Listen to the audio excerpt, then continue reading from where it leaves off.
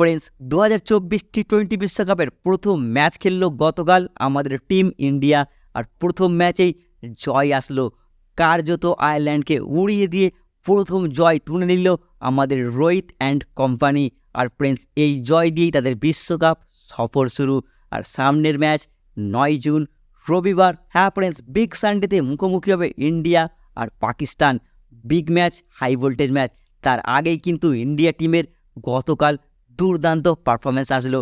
Friends আয়ারল্যান্ডের বিরুদ্ধে ম্যাচে টিম ইন্ডিয়া ম্যানেজমেন্টের অসাধারণ একটা সিদ্ধান্ত আমরা দেখলাম। আমরা ভেবেছিলাম হয়তো ম্যাচেতে দুটো ফাস্ট বোলার আর হার্দিক পান্ডিয়া নামক অলরাউন্ডার ফাস্ট বোলার খেলবে, কিন্তু ফ্রেন্ডস পিচ হিসাবে এই বাউন্সি পিচে আর এই অসামান্য গতি, অসামান্য বাউন্সি পিচে টিম ইন্ডিয়া কিন্তু আরও একটা এক্সট্রা ফাস্ট বোলার খেলিয়েছিল।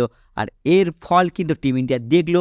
অসাধারণ বল করলেন আর্শদীপ সিং, মোহাম্মদ সিরাজ, জসপ্রীত বুমরা আর প্লাস হার্দিক পান্ডিয়া। টসে জিতে রোহিত শর্মা কোনো ভুল করেনি। এই বাউন্সি, এই অসামান্য গতিশীল পিচে টসে জিতে ফিল্ডিং করার সিদ্ধান্ত নেয়। আর সেই সিদ্ধান্তকে ফ্রেন্ডস ভারতীয় বোলাররা একদম সঠিক সিদ্ধান্তে পরিণত করে।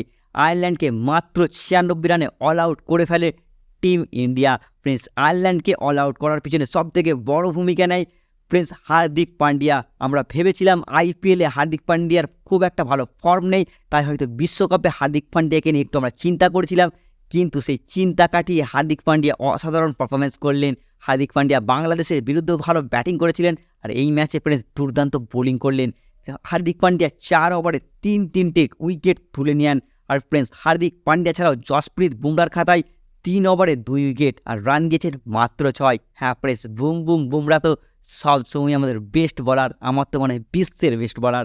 বুমরা ছাড়াও ফ্রেন্ডস সিরাজ 3 ওভারে 13 রান 1টি উইকেট, আর্শদীপ সিং 4 ওভারে 35 রান দিয়ে 2টি উইকেট, আকসার প্যাটেল 1 ওভারে 3 রান দিয়ে 1টি উইকেট। আর সত্যি ভারতীয় টিমের প্রত্যেকটি বলারের অসাধারণ বোলিংয়ের কারণেই 96 রানে আটকে দেয় আয়ারল্যান্ডকে। আর ফ্রেন্ডস একটা শুধু চিন্তার বিষয় থাকছে, ভারতীয় বোলারদের এক্সট্রা রান দেওয়া। ফ্রেন্ডস 15 রান এক্সট্রা খরচ করে এই ভারতীয় বোলাররা, 9টা ওয়াইড করে। এটা একটা কিন্তু চিন্তার বিষয় থাকবে। পরের ম্যাচে চেষ্টা করবে ভারতীয় বোলাররা এই এক্সট্রা রান যেন কম দেয়। তাছাড়া ফ্রেন্ডস ভারতীয় বোলাররা সবাই কিন্তু ভালো পারফরমেন্স করেছে। আর ভারতীয় দলের এই ভালো বোলিংয়ের পর এবার আমাদের নজর ছিল ভারতীয় দলের ব্যাটিংয়ের। ফ্রেন্ডস এই 97 রান করতে আমরা 97 রানের টার্গেট চেস করতে নেমে আমরা ভেবেছিলাম ভারতীয় দলের ব্যাটসম্যানরাও কিন্তু কঠিন পরীক্ষার মধ্যে পড়বে, কারণ এই পিচের মধ্যে অসামান্য বাউন্স আর গতি আছে। আর এই পিচে ভারতীয় ব্যাটসম্যানরা ভালো ব্যাট করতে পারলে তবে কিন্তু পাকিস্তানের বিরুদ্ধেও এই পিচে ব্যাট করতে হবে। আর পাকিস্তানের বোলারদের সামনে কিন্তু আরও কঠিন পরীক্ষা হবে, তাই তার আগে একটা প্র্যাকটিস হতে পারে ভারতীয় ক্রিকেটের ব্যাটসম্যানদের এই ম্যাচে। আর তাদের ব্যাটিং কেমন হয় তার দিকেই সমস্ত নজর ছিল ভারতীয় ক্রিকেট ফ্যানেদের। যাই হোক ফ্রেন্ডস, এই ম্যাচে প্রথমে বিরাট কোহলি 1 রানে প্যাভিলনে ফেরত গেলেও আমাদের অধিনায়ক, আমাদের হিটম্যান তার হিট শো দেখালো। ফ্রেন্ডস রোহিত শর্মার ব্যাট থেকে আসলো 37 বলে 52 রানের একটা দুর্দান্ত, একটা গুরুত্বপূর্ণ, একটা অসাধারণ ইনিংস। আর রোহিত শর্মার এই ইনিংস অবশ্যই স্বস্তি দেবে ভারতীয় ক্রিকেট টিম থেকে শুরু করে ভারতীয় ক্রিকেট ফ্যানেদের। তাই ফ্রেন্ডস এই ম্যাচটাতেও রোহিত শর্মার অসাধারণ পারফরমেন্সের কারণেই ভারতীয় টিম 12 ওভার 2 বলে 97 রান চেস করে ফেলে। ফ্রেন্ডস 8 উইকেটে জয় আসে ভারতীয় ক্রিকেট টিমের।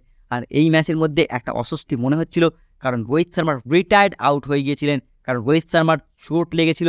আর চোটের কারণে রোহিত শর্মার একটু ব্যথা অনুভব করে আর রোহিত শর্মা প্যাভিলনে ফেরত যায়। আর এই দৃশ্যটা হয়তো বিভিন্ন ভারতীয় ক্রিকেট ফ্যানেদের জন্য কষ্টজনক হলেও ফ্রেন্ডস শেষকালে স্বস্তি মিলেছে। ম্যাচের শেষে রোহিত শর্মা জানিয়ে দিয়েছেন যে তার চোটটা হালকা ছিল, তার ব্যথাটা হালকা ছিল, সে পরের রিস্ক না নেওয়ার জন্য ম্যাচ থেকে উঠে যায়। আর রোহিত শর্মা পরের ম্যাচে অ্যাভেলেবেল থাকবে। রোহিত শর্মার চোট গুরুতর নয়। রোহিত শর্মা শেষকালে বলেন যে ম্যাচটা জিতেছি আমরা, আর এই পিচে ব্যাট করে আমি বুঝতে পেরেছি যে কেমন শট খেলতে হবে, কেমন ব্যাটিং করতে হবে, আর এই অভিজ্ঞতাটা আমার পরের ম্যাচে কাজে লাগবে। হ্যাঁ ফ্রেন্ডস, রোহিত শর্মা কিন্তু স্বস্তি দিয়ে দিয়েছে।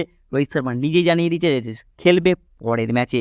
আর ফ্রেন্ডস এই ম্যাচে তোমাদের কার ভালো পারফরমেন্স লেগেছে, হার্দিক পান্ডিয়ার বোলিং আর রোহিত শর্মার ব্যাটিং, সেটা কিন্তু তোমরা অবশ্যই নিচের কমেন্ট বক্সে লিখে জানাবে। আর ফ্রেন্ডস পরের ম্যাচ পাকিস্তানের বিরুদ্ধে আছে, আশা করবো সেই ম্যাচটাও আমরা জিতবো। আর ফ্রেন্ডস ভিডিওটি দেখার জন্য তোমাদের অসংখ্য ধন্যবাদ।